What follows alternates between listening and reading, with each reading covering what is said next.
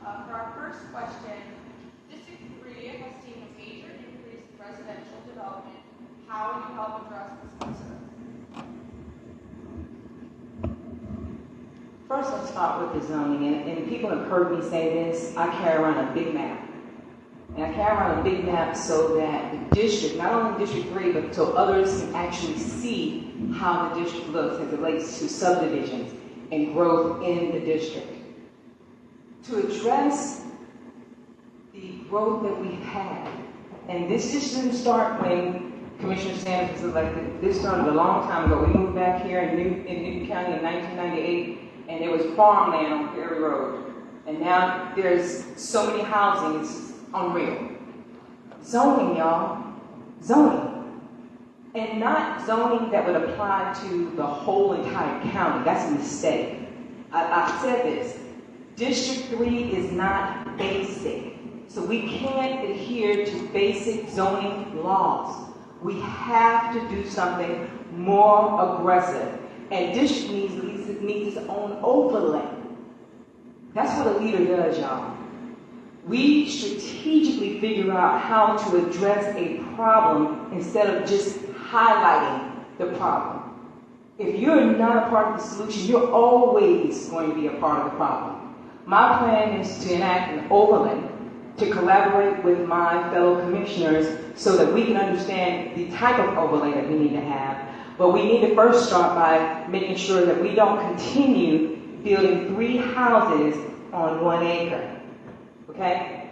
We also need to start by aggressively looking at where we are right now, which I've done. I've done an open records request asking for all the permits, the status of the permits, the status of property that has already been zoned, where we are in the equation, so that we can see what we need to do aggressively going forward. I'm hoping that with all the talk of zoning and density, that our current commissioner now, since she's still in office, is going to actually do something more aggressive about it. That's how we address that issue. But the growth also leads to public safety. We also need to address public safety in the district, not only in the district, but in the county. I don't know if some of y'all know that there are some days that there are only 5 to 6 deputies on patrol for the whole entire county. That's not an exaggeration. That's the truth. What do we do about that? I think that a part of the growth that we're having in our community, and as a commissioner, because remember what I've said, the role of the commissioner is to enact policy and procedure. That's the main role of a commissioner. We need to have more policies in place to verify and provide metrics on whether or not the things that we're doing in public safety are actually producing the results that we claim that they're producing. And that's not to say that the sheriff is not doing anything. That's just to say we need to be more responsive. Thank you so much, Lindsay, for the information. If you all were paying attention in 2022, we were in a moratorium for almost a year and a half. That's why we went into a moratorium, to look at the zoning, the ordinances for every district. If you knew the ordinances and the zoning for every district, you'd have known that District 3 previously was able to build 8 houses on 1 acre. In 2022, we changed that to 3 houses on 1 acre to protect District 3. We all came together as a commission board. We looked at the east side of Newton, and we also looked at the west side of Newton. That was done in 2022 and put into effect in 2023. That's why we were in a moratorium almost a year and a half. Now, Ms. Lindsay is definitely correct. I was not here when all the mass building was done. And as a commissioner, within your first year, you're looking at various things to see how you can correct the problem. That's why you saw me deny townhomes in our area, because our infrastructure has not been put in place. I've been saying smart growth, smart growth, smart growth for the past 3.5 years. If you come to the Board of Commissioners meeting and you watch it, I've been saying our infrastructure is not put in place. You even heard our chairman just state that. Our infrastructure is not put in place. We actually need to go back into a moratorium.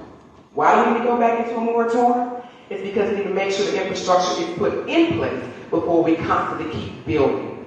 If you look at District 3, And you hear a lot of people always say District 3 is the stepchild of the community. So many homes are constantly being built. We are placed in there like sardines. If you drive through, you have a lot of people say they actually avoid coming through District 3.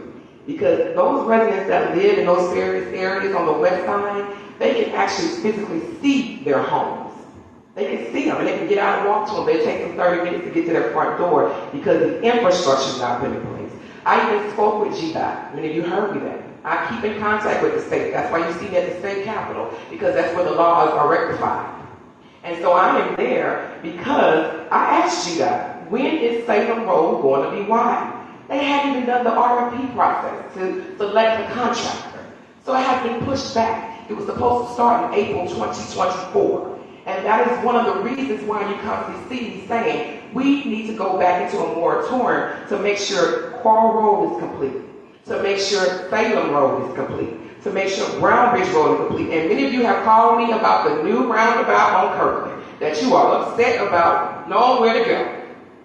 On Kirkland Road, the roundabout. As you see, people in District 3 are talking about it. He's laughing. You have called me about that. That is a situation that needs to be completed before you put more homes. District 3 is the only district that grew during redistricting.